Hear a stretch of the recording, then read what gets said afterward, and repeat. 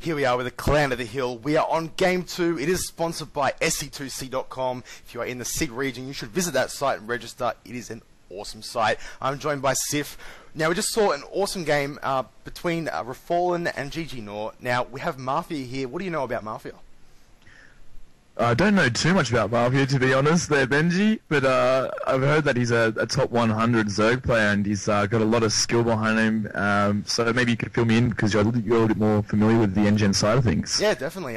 Mafia, actually, something interesting, we had a sort of inter-clan tourney where basically we just sort of sorted out the rankings between all of our nGen players here. And I don't want to brag about him too much, but he did take that tourney, so he beat pretty much everyone else. So as I just want to drop that in there. I mean, if anyone's going to beat NOR, I mean, it's going to be him. But Lost Temple in these positions, not good for Zerg.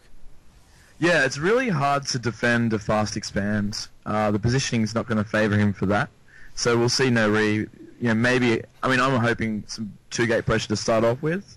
I would like to see some interesting build like a DT into Void Ray. Something like that. What are your thoughts as a Zerg player? What do you find the hardest to deal with when you're playing against a Protoss player that of this kind of caliber? Definitely. Well, it's quite difficult, really. What build do you start with? And I think with GGnoRE's, or GGnoRE, sorry, his probe down at the expansion, I think Mafia, he has gone pool first. So for starters, 2-gate pressure is a lot harder now that pool's gone down first. If they have gone hatch first, it's pretty hard to really pull that off. Yeah, definitely. I mean, it just opens up an early roach build, and that completely counters, Zealot harassment to start off with. I do like the fact that NGenMafia had his little pro there breakdancing for a while, just to see if that was going to happen. But now we're looking at 16 food for both, so obviously an expansion should have gone down by now, and he's going to opt for maybe a cybernetics core build due to the fact that he's got his gas online now. So whoa, that probe just got denied by the drone got denied by the probe just then. Try going for the hatch, but look at that probe there. Again! Tries it again, but just denying that. I mean, he has got the pull first, so he's just trying to get a hatch up as quick as possible. But he comes again, and he gets it this time. Oh, he gets it. There was a palm to the face there a couple of times, though. That little probe, he's rude boy. But, yeah, good on Mafia for getting that hatchery up. Even though it was delayed a little bit, it will be very advantageous if he can hold it off. And I don't think there's going to be anything to stop that from being completed, do you? No, definitely. That should get up. Obviously, usually you'd wait for the lings until you got that up. So, with a pull first build, only about now he'd be getting it up with these lings popping out. But he's going to try and walk at the front here. He will be completely blocked off by that Protoss. But I think he's just looking to see what build is he going. Perhaps he should try whaling on the gateway. Maybe try and pull the Zealot off to try and get in. But anyway. Yeah, I mean the thing is, like with the upgrades to the buildings, especially the Nexus, I mean the Zerglings can't really do much. I mean, attacking the gateway really only opts for them to get a couple of shots taken at them when the Stalker comes out, because it's always going to come out. For any good player, they'll go Zealot, Stalker, perhaps a Sentry, or they might get more Stalkers after that. But yeah, 4-gate build coming out as well. That is crazy. Obviously, 4-gate pressure being really hard to hold off as Zerg, but Mafia here is a good Zerg player. If anyone can hold it off, it's going to be him. Yeah, definitely, man. I like that. 4-gate build is, it means we should see, I guess, a reasonably short game because, you can put on a lot of early pressure with the 4-gate. You can take out that fast expand, and if that does go down, I mean, we're looking at almost GG because then it's also time for the Protoss to expand too. So I'm really looking forward to this, and we've got some pressure coming now. We've got a Zealot taking out a Zergling, and also they're working on the Queen now, and the Queen, unfortunately, is stuck off creep.